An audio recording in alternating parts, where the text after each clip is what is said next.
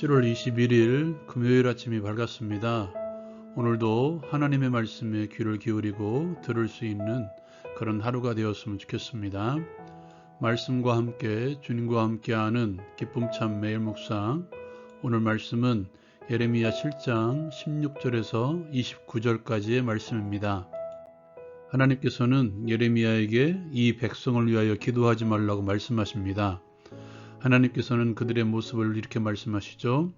자식들은 나무를 줍고 아버지는 불을 피우며 부녀들은 가루를 반죽하여 하나님을 섬기는 것이 아니라 하늘의 여왕을 위하여 가자를 만들고 다른 신들에게 전제를 드리고 있는 그들의 모습.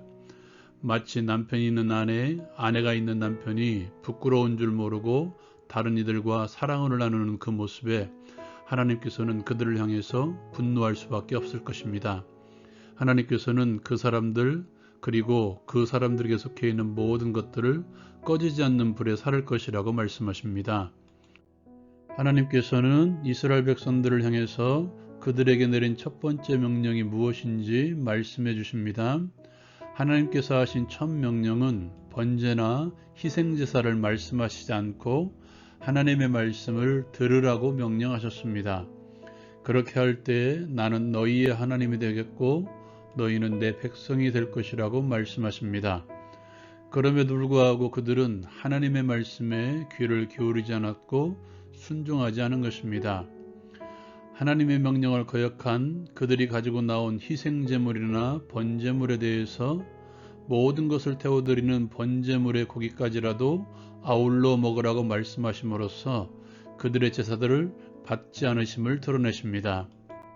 끊임없이 말씀하시고 출애굽 때부터 지금까지 당신의 종들을 보내셔서 말씀하셨음에도 불구하고 듣지 않는 그들을 향해서 이 백성은 순종하지 않는 백성이라고 정의를 내리십니다.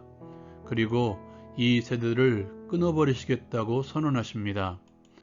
이 말씀을 통해서 볼 때 하나님의 인내에도 끝이 있음을 볼 수 있습니다. 하나님께서는 예레미야 선지자에게 그들을 향해서 말하지도 말고 그들을 위해서 기도하지 말라고 말씀하십니다. 더 이상 돌이키려고 하지 않고 포기하시겠다는 말씀입니다. 사람에 대해서 포기하면 보통 어떻게 하십니까? 반응이 없을 것입니다. 말을 하지 않죠. 어떤 말을 할지라도 아무런 반응을 보이지 않을 것입니다. 하나님께서 나를 포기하신 것 같습니까? 말씀에 대한 아무런 감정도 일어나지 않습니까?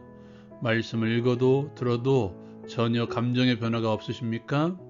어려운 순간마다 말씀이 떠오르지 않고 이 일을 어떻게 하나 밖에 생각나지 않으십니까? 예배 시간을 채우기가 힘이 드시나요? 예배에 감격은 없고 따분함만 있지는 않으신가요? 정해진 기도의 시간이 있습니까? 그 시간이 되면 심장이 뛰고 계십니까? 내 마음에서 내 입에서 찬송이 사라지고 있습니까? 이러한 나의 모습을 객관적으로 평가해 보십시오.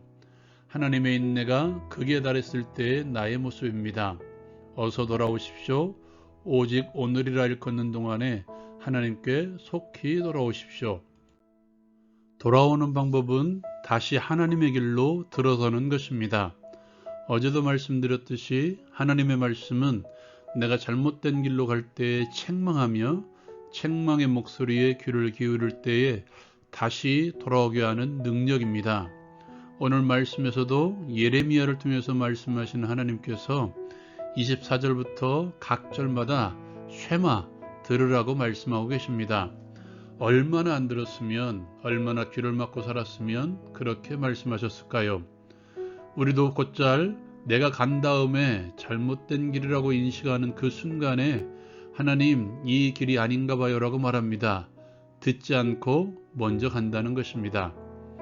이스라엘 백성들에게 하나님께서 처음부터 주신 말씀은 말씀을 듣는 것이 먼저라고 하셨습니다.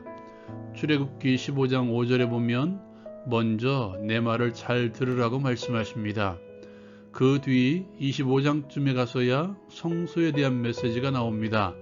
그리고 그 뒤에 하나님께 드리는 제사제도를 말씀하셨습니다. 왜 그러셨을까요? 듣는 것이 먼저라는 것입니다. 오늘 말씀을 통해서도 들으시기 바랍니다. 얼마나 듣지 않았으면 당신께서 마련하신 제사의 제도를 통해서 바치는 제물마저도 거부하셨을까요? 우리도 들어야 합니다. 제발 들어야 합니다. 순종하기 전에 먼저 들으십시오. 그리고 순종이 먼저이지 예배가 먼저가 아닙니다. 아니, 예배란 하나님께 순종하는 삶의 모든 모습들이 예배이며 예배의 출발입니다. 믿음은 들음에서 나며 들음은 그리스도의 말씀으로 말미암느니라. 들으십시오. 들어야 삽니다. 오늘도 조용히 하나님의 말씀에 귀를 기울이십시오. 하나님께서 나의 하나님이 되시고 내가 하나님의 백성이 되는 놀라운 축복의 역사를 맛보게 하실 것입니다. 오늘도 이 말씀을 통해서 이렇게 함께 적용하고 함께 기도하며 나갔으면 좋겠습니다.